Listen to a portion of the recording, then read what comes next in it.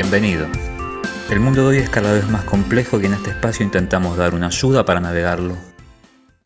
Por eso hoy en Lo que importa saber trataremos un tema muy importante, la influencia y la persuasión colectiva, los principios psicológicos en que se basa, las técnicas para explotarla y en resumen los modos en que nos manipulan con ellos, las empresas y los gobiernos.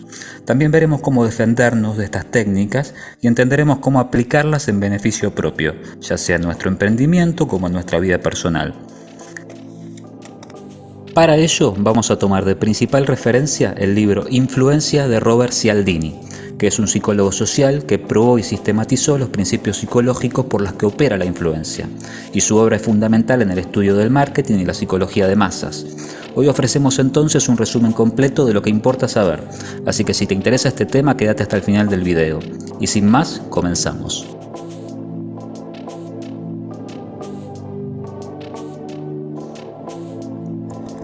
En este libro, el autor se pregunta cuáles son los factores que determinan que una persona diga sí o no a la otra. Por este motivo, su investigación es sumamente útil para quien desee entender el funcionamiento de las leyes psicológicas subyacentes del marketing, la publicidad, la venta o en general cualquier relación en la que una persona obtenga que otra se someta a su voluntad. El autor llama a los expertos en esta ciencia profesionales de la sumisión y luego pasa a estudiar cuáles son los principios de la sumisión, cómo los profesionales los utilizan y si es necesario cómo defenderse de ellos. Los principios de la sumisión son 7: contraste perceptivo, reciprocidad, coherencia, sanción social, simpatía, autoridad y escasez. Como primera medida hay que entender por qué estos principios funcionan. Esto es así porque los seres humanos, al igual que los animales, tienen modelos de acción fija, secuencias de acción predeterminada que se activan y ejecutan ante ciertos estímulos, por lo que por lo general son la opción más racional a seguir. La mente no puede procesar y analizar todo el tiempo toda la información con que es presentada, de modo tal que fueron evolucionando estos modelos automáticos que por lo general son útiles, pero que los profesionales de la sumisión utilizan para cumplir sus metas sin que nosotros lo sepamos.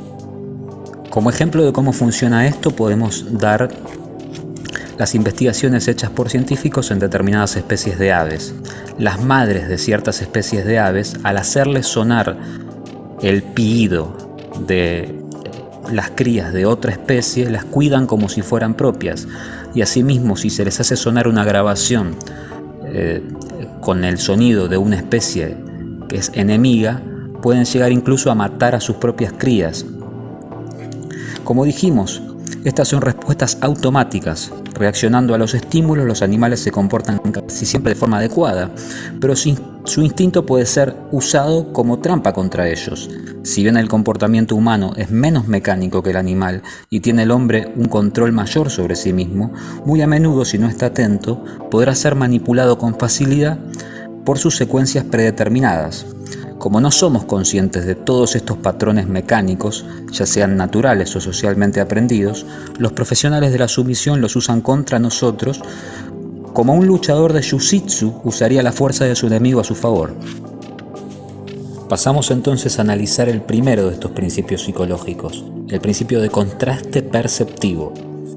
Según él, si se expone a una persona a un estímulo extremo o muy bajo de un determinado elemento, se puede hacer parecer otro estímulo más alto o bajo de lo que es. Por ejemplo, se puede hacer considerar más bajo el atractivo sexual de la pareja si se exponen a los cónyuges a modelos de belleza extrema.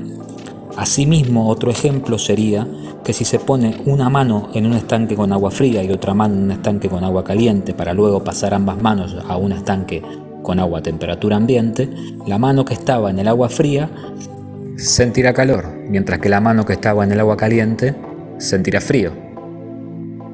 Así, y esto es importante, la misma cosa se percibe diferente en virtud de la experiencia que la precedió. ¿Cómo usan esto los profesionales de la persuasión?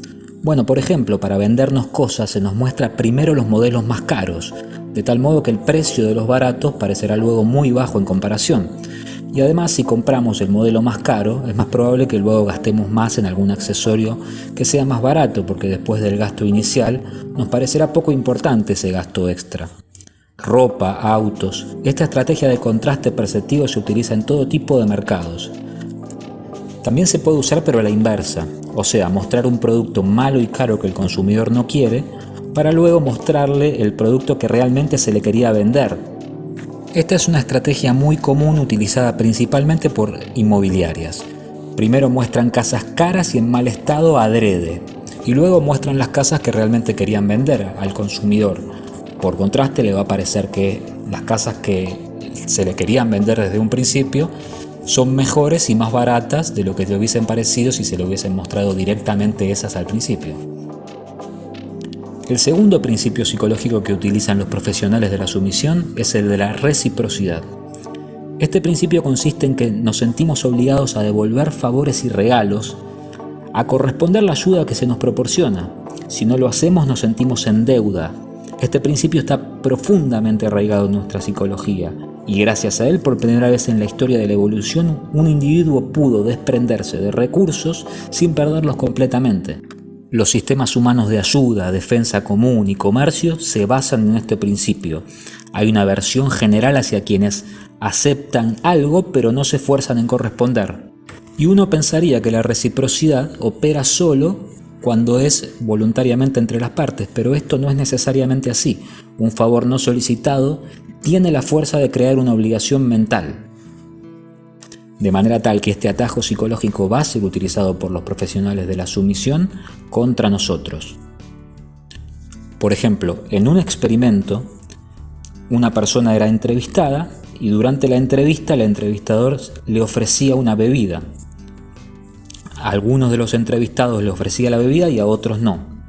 Finalmente a todos se le proponía al final comprarle una rifa cuyo valor era mayor al de la bebida que le había invitado. En su gran mayoría las personas que recibieron la bebida compraron luego la rifa, mientras que las que no la recibieron no la compraron. Es decir, como decíamos antes, incluso si el favor no es solicitado, tiene la fuerza de crear una obligación mental. Y esta obligación opera incluso si la persona manifestaba no sentir simpatía por el entrevistador. Otro ejemplo del principio de reciprocidad podemos encontrarlo en los religiosos Hare Krishna. Estas personas, en vez de pedir directamente donaciones, inventaron un método muy efectivo, que se basa en ofrecer una flor, aunque la persona no la quiera, antes de pedir la donación. Muy pronto notaron que este regalo no solicitado aumentaba tremendamente las posibilidades de recibir donación, a punto tal que al no saber cómo lidiar con la estrategia, los transeúntes de las terminales del aeropuerto o autobuses donde estas personas pedían donaciones, concluyeron por pedirle a las autoridades que los expulsaran. Luego de aceptar recibir la flor, quedaba en la necesidad psicológica de corresponder, aunque lo recibido no valga nada, por lo cual se compró otra vez el principio de que un favor, aunque no sea solicitado, tiene la fuerza de crear una obligación mental. Asimismo, los políticos, al recaudar para sus campañas, suelen brindar festines y pedir donaciones solo luego de que comieron los patrocinantes. Otro ejemplo claro de cómo las empresas se aprovechan de este principio sería las muestras gratuitas. Productos varios tratan de explotar este principio bajo la fachada de que es solo para que lo probemos. Por ejemplo, un supermercado en Indiana vendió más de 500 kilos de queso invitando a sus clientes a que cortaran y se llevaran lo que pudiesen en la mano. O también tenemos el caso, por ejemplo, de la empresa Amway, que inventó la táctica del voucher. Es una empresa de marketing multinivel que lo que hacía es dejar un voucher de productos en la casa de sus vendedores durante unos días, también bajo la excusa de que lo prueben. Y al final del periodo de prueba, la mayoría de las personas que utilizó los productos los compraba luego y quedaba reclutado en esa cadena multinivel como nuevo vendedor, que después haría lo mismo con otras personas. Además de la estrategia de las muestras gratuitas, las empresas usan otra forma de explotar este principio, como por ejemplo pueden ser hacer pequeños obsequios, calcomanías, llaveros, tarjetas. Todas estas cosas, además de explotar el principio de reciprocidad, ayudan a solidificar la imagen de la marca. Respecto de este principio hay que dejar claro una cosa: la regla funciona muy bien cuando hay entre lo que se da y lo que se recibe relativa reciprocidad y va perdiendo eficacia a medida que la contraprestación solicitada se vuelve cada vez más insensata. Pero en muchos casos, la diferencia de la magnitud de los favores puede ser incluso enorme, porque a nivel psicológico interrumpir la secuencia de reciprocidad reduce la posibilidad de que nuestro benefactor nos haga favores en el futuro, además de la vergüenza externa que es generada por recibir un favor y no corresponderlo. Otra estrategia para utilizar este principio es la que se llama concesiones mutuas. Es una forma menos obvia de usarlo, y se trata de hacer una concesión a quien previamente nos haya hecho una a nosotros. Un ejemplo de esto sería, por ejemplo, una persona que, digamos, se presenta como alguien que recauda, está tratando de vender rifas para alguna acción de caridad. La persona a la cual aborda no accede y entonces ofrece algo menor. Por ejemplo, no puede vender la rifa, entonces ofrece chocolate como opción menor. Y es muy probable que haga la venta que de otro modo no hubiese hecho si hubiese ofrecido el chocolate directamente. En otras palabras, el comprador pasa en este caso de insumiso a sumiso cuando el oferente pasa de una petición mayor a una menor. Esto también se suele conocer como técnica de rechazo y retirada. Basta con que la petición pequeña sea menor que la inicial para que tenga posibilidades de éxito. Pero también hay que tener en cuenta que si esta petición inicial fuera demasiado exagerada, se podría detectar la mala fe y el proceso se podría volver entonces en contra del solicitante. Un ejemplo en el que podemos ver esta táctica de rechazo y retirada es en la venta domiciliaria. Los vendedores de venta domiciliaria son instruidos para que, si no logran la venta, obtengan como segunda meta los nombres de las personas a las que podría interesarles el producto. Esta última táctica que acabamos de percibir es muy útil porque combina varios principios, no solo el de reciprocidad que acabamos de mencionar, sino uno del cual todavía no hablamos, que es el principio de simpatía y familiaridad, pues cuando los referenciados escuchan de boca del vendedor el nombre de un familiar o de un amigo, se sienten obligados por la reciprocidad y forzados por la simpatía, más allá de que eso lo vamos a analizar después. Las tácticas empleadas muchas veces usan, como acabamos de ver, varios principios a la vez, y esto las hace más fuertes.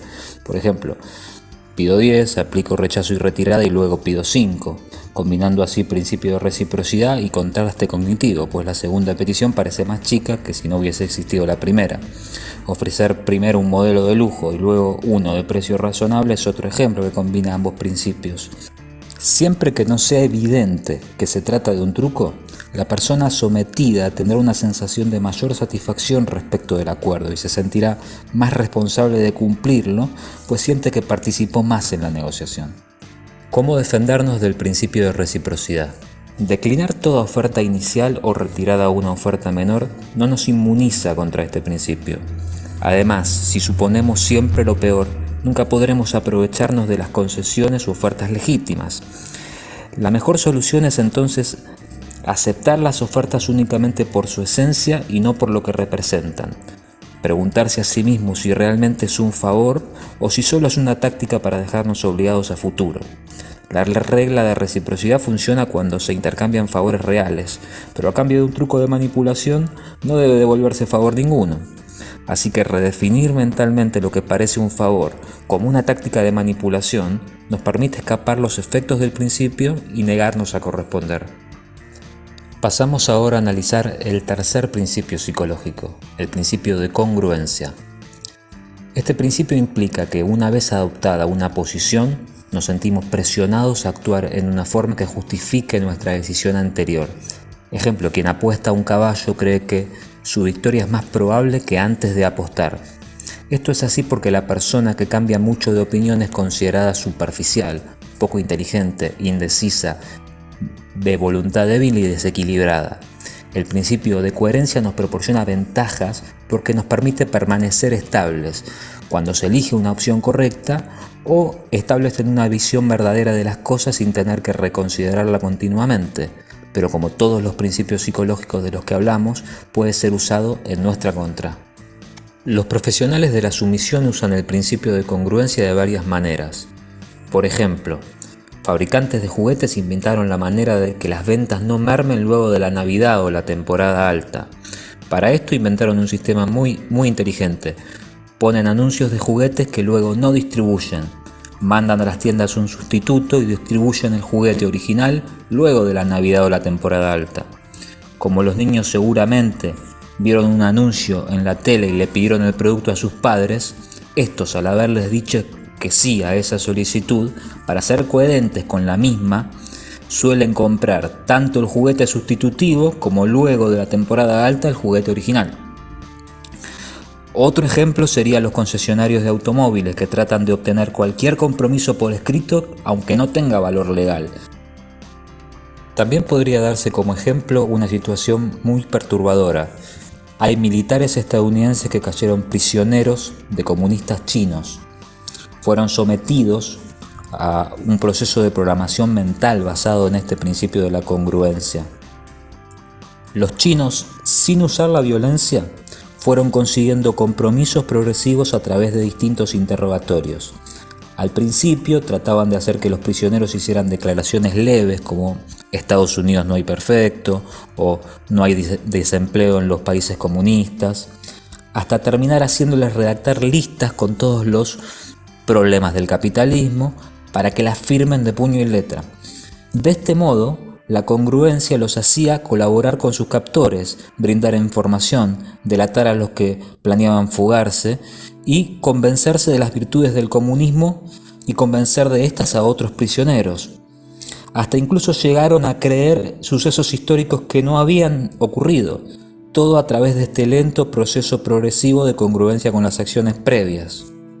Dentro del análisis del principio de congruencia hay que destacar la eficacia de la técnica del el pie en la puerta, así se llama. Consiste en hacer que la persona a someter acceda a realizar pequeños compromisos para manipular la imagen que tiene de sí misma y que termine percibiéndose como se les requiere para acceder a compromisos mayores.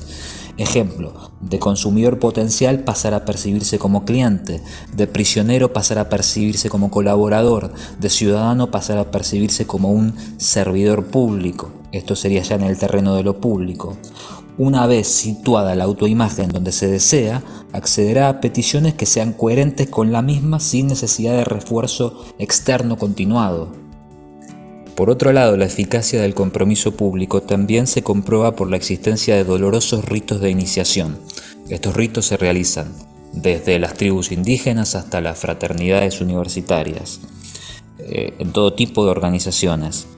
Estos implican compromisos públicos realizados con mucho esfuerzo y a veces hasta vejaciones públicas y garantizan que se valore mucho la pertenencia al grupo. Otra técnica relacionada al principio de congruencia que ha sido analizada es la así llamada técnica del lanzamiento contra la base. Esta consiste en hacer una oferta falsa muy ventajosa, haciéndole creer al cliente que es verdadera por el tiempo suficiente para que tome acciones que hagan sentirse comprometido con la realización de la compra.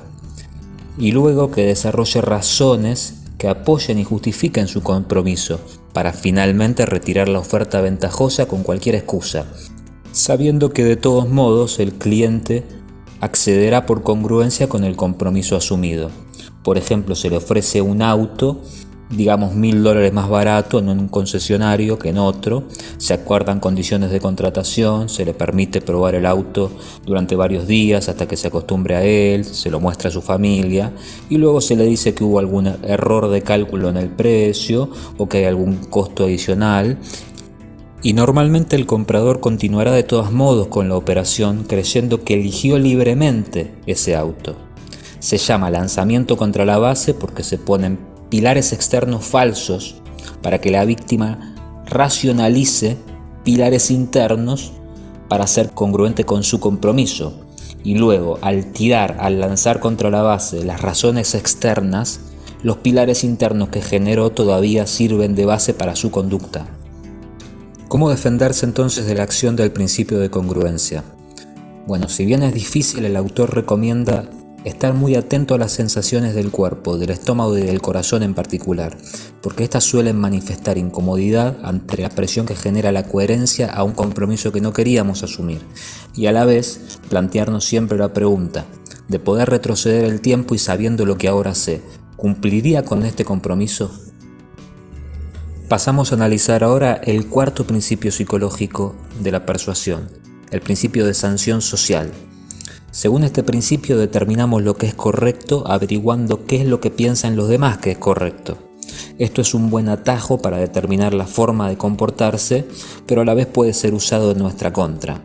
Por ejemplo, la televisión utiliza las así llamadas risas enlatadas para gatillar una respuesta automática y hacernos parecer divertida una situación que quizás no lo sea tanto. Otro ejemplo que suele darse es que los camareros ponen billetes en el jarro de las propinas para hacer creer al cliente que eso es lo adecuado en esa situación, que está recibiendo muchas propinas. Otro ejemplo sería, por ejemplo, los predicadores que se mezclan entre los fieles para dar su testimonio y donar antes de que lo hagan los demás para así dar el ejemplo. Por otro lado, campañas de marketing indican que el producto es el que más se venden o el que los expertos recomiendan. Todo esto es así porque según el principio de sanción social, es más fácil convencer a las personas con las acciones de las demás que con cualquier otra prueba. La potencia de este principio puede verse claramente en el comportamiento sectario. Hay, por ejemplo, una secta apocalíptica secreta que no evangelizaba a nadie, pero salió a conseguir adeptos luego de que sus profecías apocalípticas habían fallado, pues al perder confianza en sus propias creencias necesitaban de la sanción social de que otras personas también las creyeran para no sentirse ridículos. También se manifiesta en el fenómeno de la ignorancia pluralista. Este fenómeno puede explicarse así. Al vivir rodeado de millones de personas en las sociedades modernas, para evitar intromisiones y confusiones se le presta la mínima atención indispensable a los demás y todos se imitan mutuamente en esta ignorancia del entorno. Así, por ejemplo, se dio el caso de una mujer que fue asesinada en la que hubo 36 testigos que podían ayudarla, pero ninguno de ellos llamó a la policía. Esto es porque al observar que los demás están tranquilos y no emprender acción alguna por sanción social, la gente interpreta que no hay ninguna emergencia, aunque en efecto la haya. En otras palabras, si los espectadores no saben con certeza que están presenciando una emergencia, cuanto más sean, menos probables que la noten, por obvia que sea.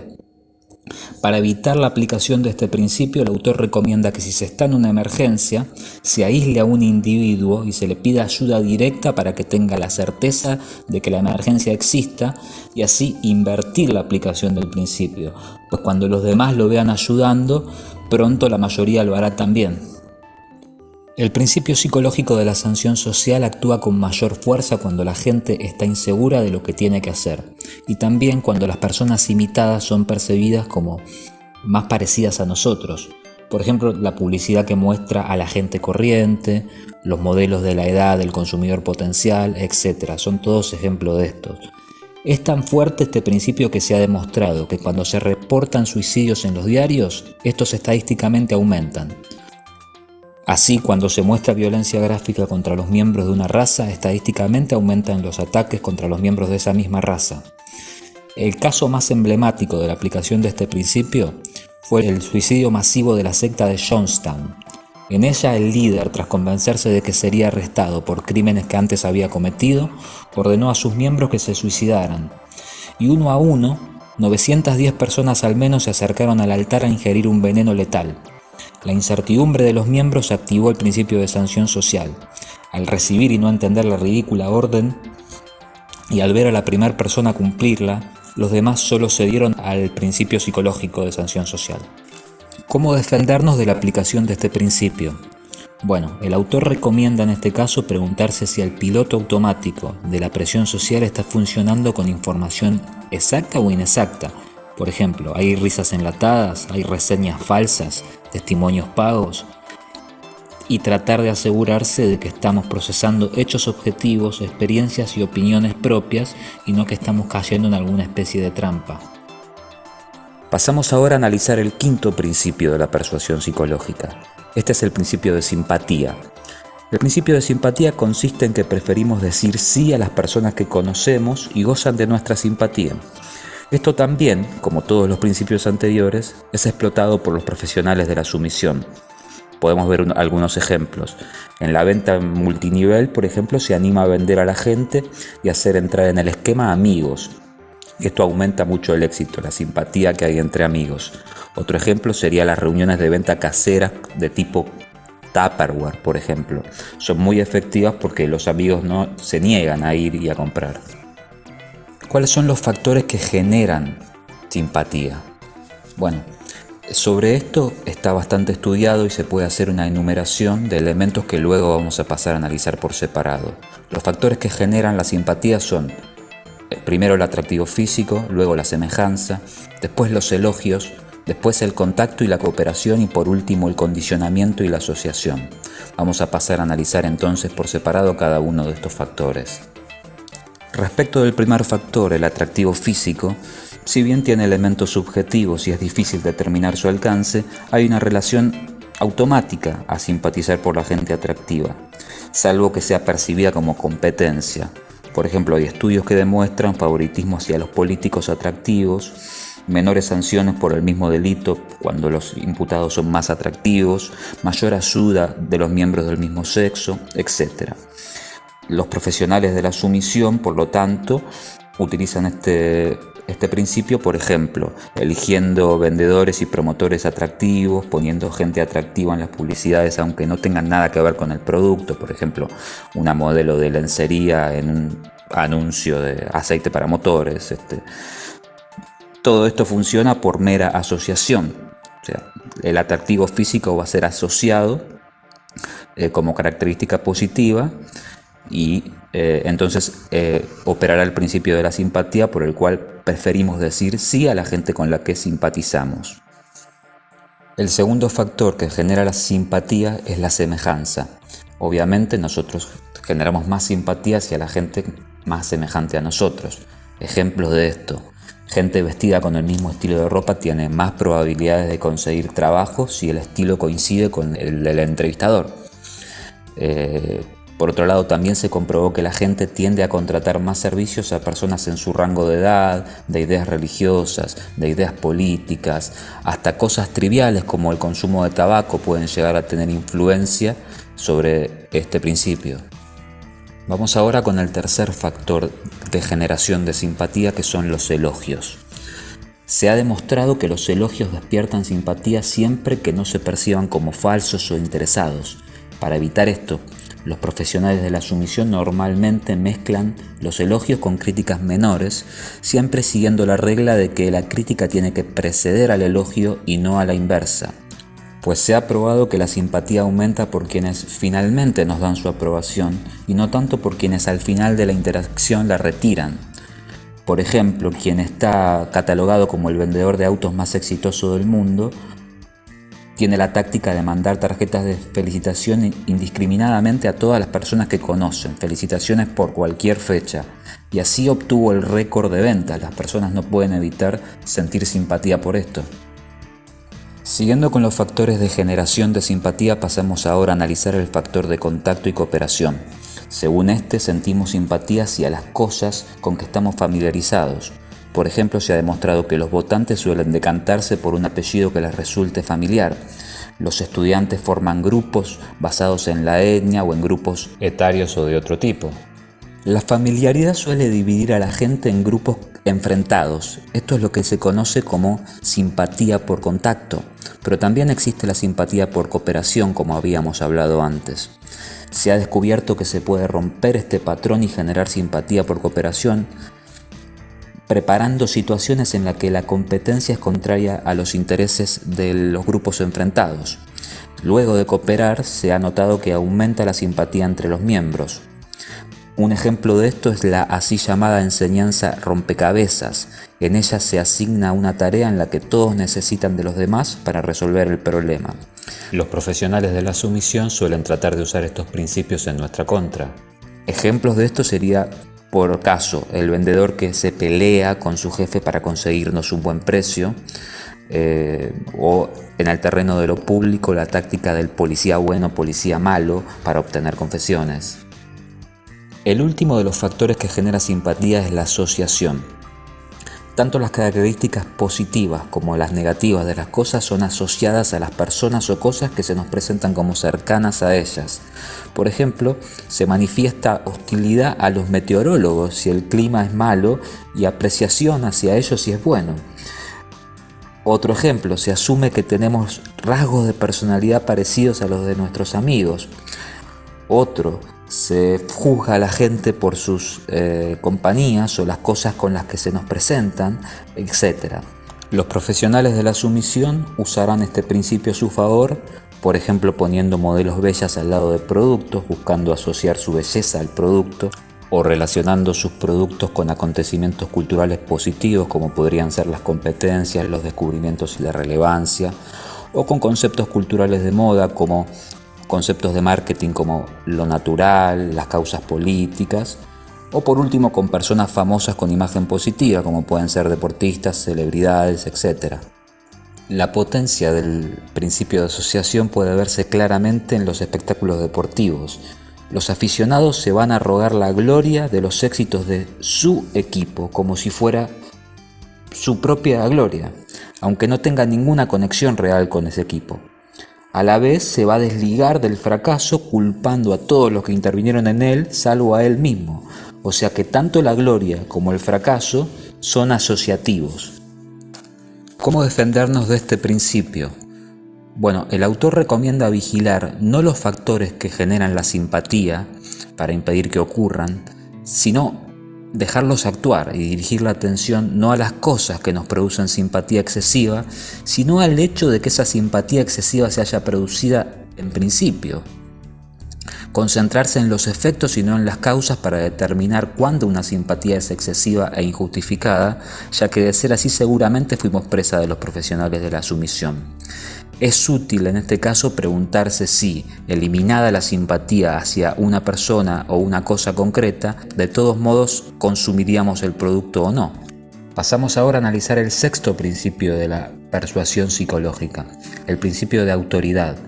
Se ha comprobado la extrema disponibilidad de los adultos para hacer casi cualquier cosa con tal de cumplir las órdenes de la autoridad, incluyendo incluso hacer sufrir a otros sin pedir casi ninguna explicación. Esta disposición se ha comprobado sobradamente en el experimento Milgram. En él se le dice a una persona que deberá interrogar a otra y en caso de no contestar las preguntas correctamente, presionar un botón que le va a suministrar una descarga eléctrica cada vez mayor con cada respuesta errónea. En realidad, las descargas son falsas y el interrogado solo finge dolor. Pese a clamar que se detenga el experimento y retorcerse de dolor, el entrevistador en la mayoría de los casos aplicó todas las descargas, incluso sin saber si el interrogado seguía vivo. En la mayoría de los casos, por tanto, la obediencia a la autoridad es casi ciega, o le basta una breve justificación que no hace falta que el receptor entienda del todo. Respetará a la autoridad sin una reflexión consciente previa en la mayoría de los casos. También se ha probado que cuando actuamos de modo automático somos vulnerables tanto a los símbolos de autoridad como a la autoridad misma. ¿Qué serían los símbolos de autoridad? Bueno, son los títulos, la vestimenta y los adornos. Con respecto a los símbolos de autoridad, estos pueden analizarse pormenorizadamente. Por ejemplo, en el caso de los títulos, su influencia es mayor de lo que se cree. Según estudios, la posición jerárquica dentro de una la gente perciba a sus miembros superiores como de mayor estatura física de la que realmente tienen. También el peso de las maneras de mayor denominación se suele percibir como mayor aunque no lo sea. Los profesionales de la sumisión usarán el símbolo de autoridad de los títulos, por ejemplo, poniendo en sus anuncios actores que finjan ser profesionales, que recomienden su producto. No importa si la gente sabe que son actores. En el caso de la vestimenta, la indumentaria también puede desencadenar una sumisión automática. Uniformes policiales, ropa identificada con una profesión que implica autoridad, trajes de negocio. Un estudio demuestra que cuando una persona en traje viola normas viales, es imitada por los demás en un número 4 veces superior que si estuviese vestida de forma normal. En el caso de los adornos, como último de los elementos a analizar de los símbolos de autoridad, También hay que decir que artículos relacionados con una categoría social, como pueden ser joyas, autos de lujo, etc., también aumentan la percepción de autoridad. Según un estudio, se le toca menos la bocina a los autos de lujo que a los autos baratos. ¿Cómo defenderse de este principio? Bueno, para esto el autor recomienda tomar conciencia de la facilidad con la que pueden falsificarse los símbolos de autoridad y preguntarnos siempre si la persona en el rol de autoridad es realmente un experto en el tópico que está opinando, además de considerar si podemos atribuirle veracidad y si puede o no beneficiarse de nuestra sumisión. Todas estas son preguntas que nos tenemos que hacer para tratar de defendernos. Pasamos ahora a analizar el séptimo y último principio de la persuasión psicológica, el principio de escasez. Según él, las cosas parecen más valiosas en cuanto más inaccesibles nos resulten. Incluso artículos defectuosos son coleccionables por su escasez. Los profesionales de la sumisión aprovechan este principio, por ejemplo, utilizando la táctica de la serie limitada, que se trata de informar que hay escasez de determinados productos y que no puede garantizarse su suministro por mucho tiempo. Por ejemplo, ya no se fabrica, ya no se reciben, etc. Otra táctica que tienen algunas tiendas de electrodoméstico es tener siempre del 30 al 50% de los artículos en liquidación, supuestamente. Y cuando alguien está observando un artículo le dicen que lo lamentan, pero que acaban de vender el último, pero que en una de esas pueden revisar si todavía queda alguno en el almacén. De esta forma el cliente queda comprometido y entusiasmado a comprar el falsamente escaso producto cuando el vendedor finalmente lo encuentre en el almacén. Otra táctica que se suele usar es la de los plazos improrrogables. Esto consiste en poner un tiempo límite a la posibilidad de conseguir el producto. A veces incluso ese límite es ya, por ejemplo en el caso de la venta domiciliaria. Este tiene un doble beneficio porque por un lado impide que el comprador reflexione sobre el trato y por el otro lado genera escasez que hace que el producto parezca más deseable. Otra táctica sería las ofertas limitadas en lugares específicos y solo por un tiempo limitado también. Esto sería combinarlas todas las anteriores. Produce grandes aglomeraciones de clientes compitiendo por el producto, como pueden ser fechas específicas como el Black Friday o días de descuento. Cabe preguntarse para terminar de entender por qué es que funciona el principio de escasez. En principio uno puede decir que funciona porque las cosas difíciles de conseguir suelen ser mejores que las fáciles y nos servimos de la disponibilidad de las cosas para hacer un juicio rápido sobre ellas. Al hacerlo generalmente juzgamos bien, como con los otros principios, pero hay una razón psicológica más profunda, que es que a medida que se reduce nuestra capacidad de acceder a las cosas, sentimos también una reducción de nuestra libertad personal, pues disponemos de menos opciones de las que disponíamos antes.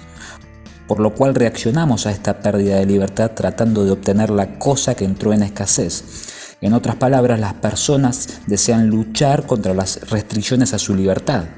Y por este motivo, por ejemplo, los jóvenes de 2 años y los adolescentes de entre 12 y 16, que son las edades en las cuales más se desarrolla la individualidad, suelen rebelarse contra la interferencia paterna, haciendo a veces incluso lo opuesto de lo ordenado. A veces este mismo efecto ocurre frente a la indiferencia del Estado en adultos. Por ejemplo, productos prohibidos aumentan su mercado, o hay una mayor difusión de ideas que empiezan a ser censuradas, o hay una mayor creencia en que las ideas censuradas son verdaderas. También podríamos analizar cuáles son las condiciones óptimas de escasez o las condiciones en las cuales la escasez genera un mayor deseo. Según estudios, valoramos mucho más las cosas perdidas recientemente que las que siempre nos resultaron escasas. Por ejemplo, hay un estudio en el cual se pudo probar que cuando se le pregunta a la gente sobre el sabor de un determinado dulce, los que reciben la caja con una mayor cantidad individual de dulces la consideran menos apetecibles que las que reciben una menor cantidad de dulces. Asimismo, también estudios han demostrado que el momento de mayor probabilidad de una revolución es luego de una mejora de las condiciones económicas, cuando después de ella sigue un retroceso brusco de las mismas, mientras que en sociedades en las que siempre las condiciones económicas estuvieron mal, las probabilidades de una revolución son bastante menores. ¿Cómo defenderse de la aplicación del principio de escasez? Para ello, el autor recomienda que al sentir una presión de escasez nos preguntemos por qué deseamos el producto. Si lo deseamos precisamente por su escasez, para poseer una rareza, está bien, pero si lo deseamos por su utilidad, debemos abstenernos, porque la escasez no reporta en sí misma utilidad ninguna. Los productos escasos ni saben, ni suenan, ni se usan mejor por el solo hecho de ser escasos. Ya para finalizar, podemos dejar el siguiente resumen.